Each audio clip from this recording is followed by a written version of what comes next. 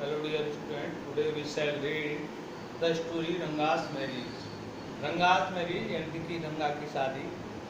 Ranga the accountant son is one of the rare breed among the village folk who has been to the city to pursue his study.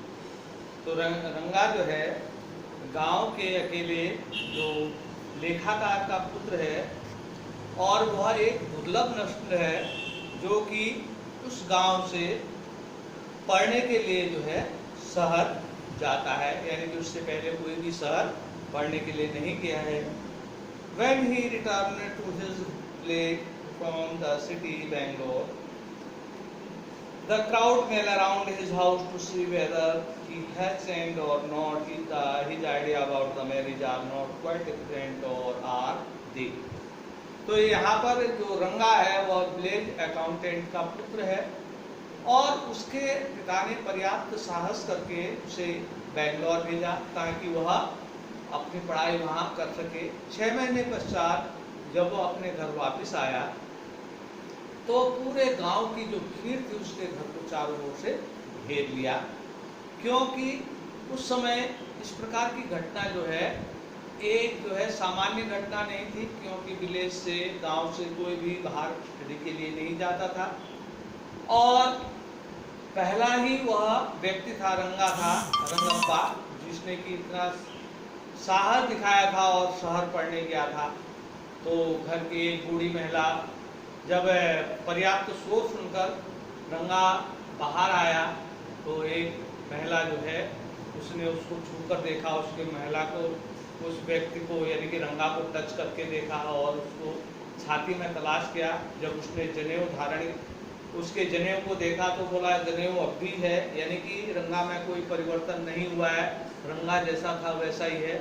तो यह सुनकर सारी भीड़ वहाँ से ऐसे गायब हो गई जैसे कि एक बच्चे के मुंह में मिठाई का डेला गायब हो जाता है, वैसे वह पूरी भीड़ वहाँ से चली गई. जो लेखक है वह भी उनकी बात सुनकर, क्योंकि सभी जा रहे थे तो वह भी उनके पीछे पीछे रंगा के घर पहुँच गया था. जब उसने सब चले गए तो वह रंगा के पास गया और उससे पूछा रंगा आप कैसे हैं, रंगप्पा आप कैसे हैं. तो वह आया और उसने उसके पैर छुए. तो लेखक कहता है कि रंगा जो है ऐसा व्यक्ति नहीं था जैसा कि आजकल के लड़के होते हैं, आसमान की तरफ सर उठाकर हाथ जोड़ते हैं. वह नीचे झुका और उसने आदर सहित मेरे हाव भाव पूछे, मेरे हालचाल पूछे. तो मैंने जब उसको देखा तो मैंने यह अनुमान लगाया कि यह समाज के लिए अच्छा व्यक्ति होगा, इसकी शादी कर देनी चाहिए ताकि यह समाज में जो है अच्छा जो है एक उदाहरण पेश करे. तो मेरे गांव का जो नाम है वह मेरे गांव में जो लोग हैं वह शायद बहुत ही कम जो है गांव से बाहर गए हुए हैं और वह अन्य जगह के स्थान के बारे में नहीं जानते. और मेरा जो गांव है होसाहाली गांव, वह गांव जो है एक सुंदर गांव है. पहले वहाँ कोई भी पढ़ा लिखा नहीं था, अब आपको वर्तमान में सभी वहाँ पर पढ़े लिखे दिखाई देंगे. तो एक दिन वहाँ रामा राव के घर में एक लकड़ी बेचने वाली महिला आई और उसने जो है लकड़ी का गट्ठा उसे बेचा और 4 पैसे में वह लकड़ी के गट्ठे की बात हुई. तो रामा राव का लड़का अंदर गया और उसके पास वापस आते हुए वह बोला कि अभी चेंज नहीं है.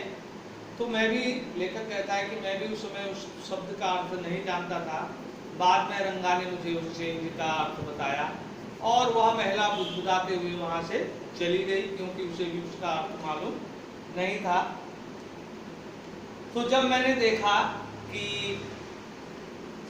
रंगा जो है उसको समाज में स्थापित करना चाहिए तो मैंने मन ही मन सोचा कि रामा राव की भतीजी जो कि शहर से जो है गांव में आई थी, क्योंकि उसके माता पिता नहीं थे, वह अपने मामा के पास जो है रामा राव के पास उसके घर पर आई थी. वह 11 वर्ष की एक सुंदर लड़की थी. तो मैंने सोचा कि क्यों ना रंगा के लिए जो है रत्ना रत्ना का प्रस्ताव दिया जाए। तो उस दिन दोपहर को रंगा जो है 2 संतरे लेकर मेरे घर पर आया और हमारी सामान्य बातचीत उस पर हुई और बाद में मैंने उससे पूछा कि शादी के बारे में तुम्हारा क्या विचार है। तो उसने बोला कि अभी तक मैंने कुछ इस बारे में सोचा नहीं है। तो लेखक ने समझा कि रत्ना ही उसके लिए सबसे उचित लड़की होगी। उसने